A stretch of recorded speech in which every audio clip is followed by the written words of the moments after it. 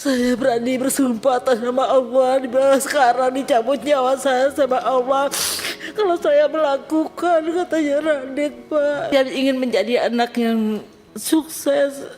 Dan dia berjanji kepada saya pengen sukses, dia datang kuliah, Pak.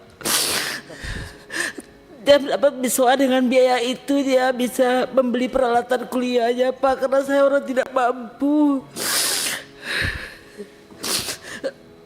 Tapi tiba-tiba di tanggal 26 saya menelpon anak saya, 26 Agustus saya menelpon anak saya, HP anak saya tidak aktif, Pak, sampai tengah malam saya berusaha menelpon, tidak aktif, Pak. Selesai saya sholat subuh, ada orang yang menggedor pintu memberitahu bahwa ada anak saya lagi dibegal, katanya, Pak.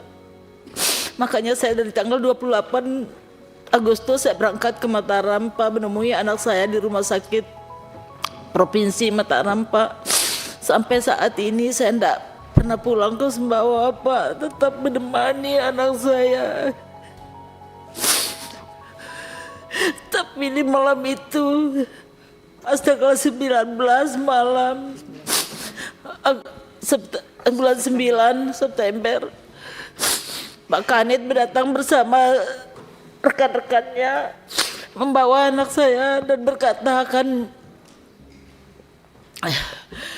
anak saya akan dilindungi, katanya, Pak. Kenapa dilindungi, kenapa harus anak saya dibawa? Saya bilang, ya saya mau bawa ke KLU, Bu. Dibilang, akhirnya saya bilang kalau memang begitu anak saya diamankan, Pak, saya pengen ikut, saya gitu harus ikut temani anak saya.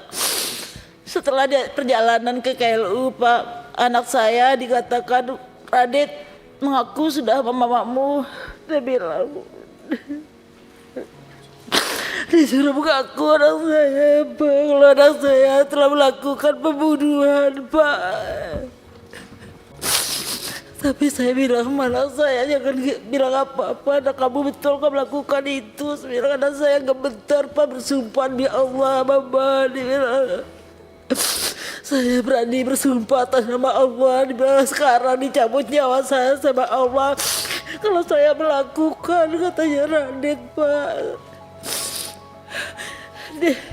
Dia katanya mengamankan anak saya dari keluarganya Pira, katanya, tapi anak saya dijadikan tersangka.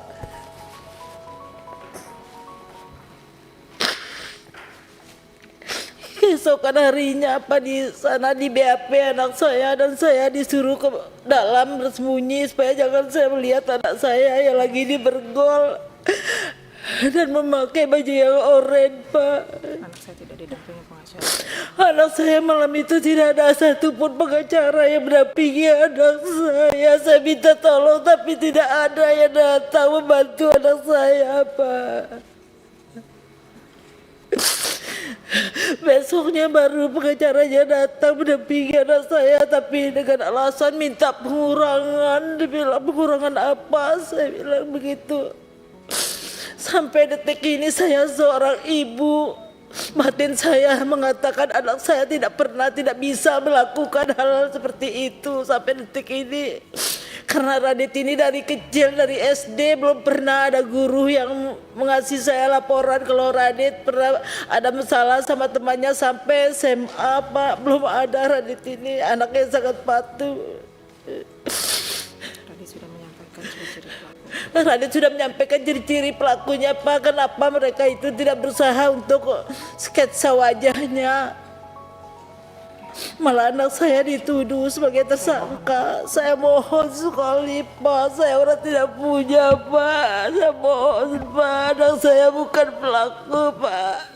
Sampai detik ini batin saya mengatakan Radit bukan pelaku, Pak. Saya ada punya biaya untuk kuliahkan anak saya, pengen sukses anak saya, Pak. Tapi dinyatakan anak saya tersangka. Saya berjanji ke Radit, Mama tidak akan pulang ke Sumbawa. Mama tetap berada di tembok penjara atau dimanapun kamu berada. Saya bilang, saya tetap menemani kamu. Yang penting kamu harus tetap kuat hadapi ini. Saya bilang, lihat, Pak, anak saya ini apa pantas anak saya dituduh seperti ini, Pak.